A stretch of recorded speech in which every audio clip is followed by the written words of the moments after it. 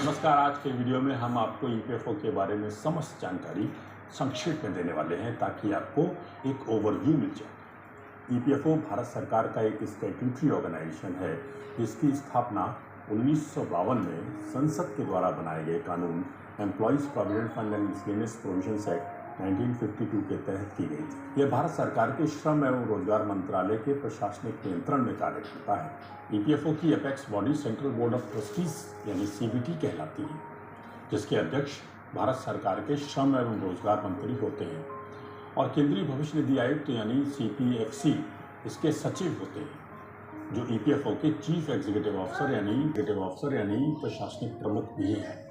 CBT में कर्मचारी, नियोक्ता, राज्य सरकार और केंद्र सरकार के प्रतिनिधि होते हैं। ईपीएफओ दुनिया के सबसे बड़े सामाजिक सुरक्षा संगठनों में से एक है।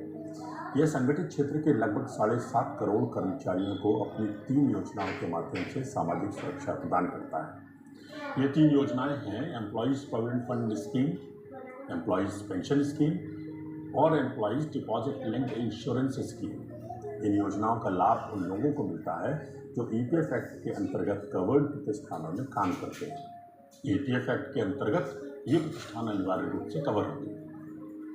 कोई फैक्ट्री जो अधिनियम की अनुसूची 1 में दिए गए उद्योगों में काम करती हो और उसमें 20 या इससे अधिक कर्मचारी हों। कोई अन्य प्रतिष्ठान जिसमें 20 या उससे अधिक कर्मचारी हों। सिनेमा घर के मामले में 5 कर्मचारी ही पर्याप्त हैं।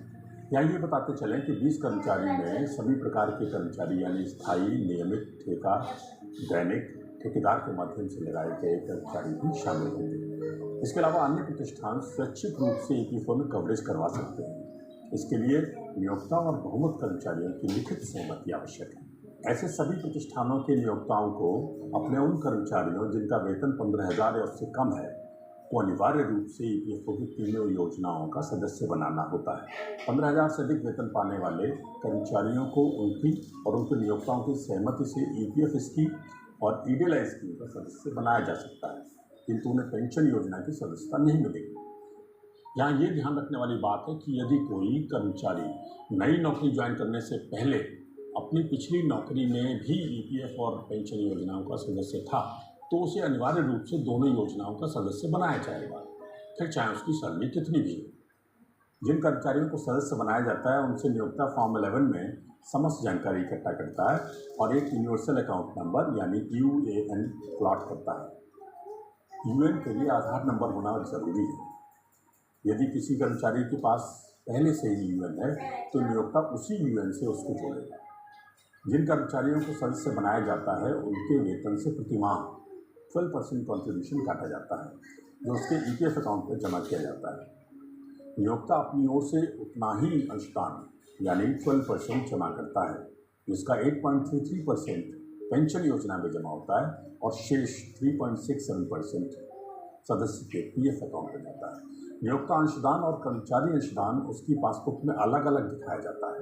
यदि कोई कर्मचारी पेंशन योजना का सदस्य बनने योग्य नहीं है तो नियोक्ता द्वारा पूरा का पूरा अंशदान उसके ईपीएफ खाते में जमा कराया जाता है।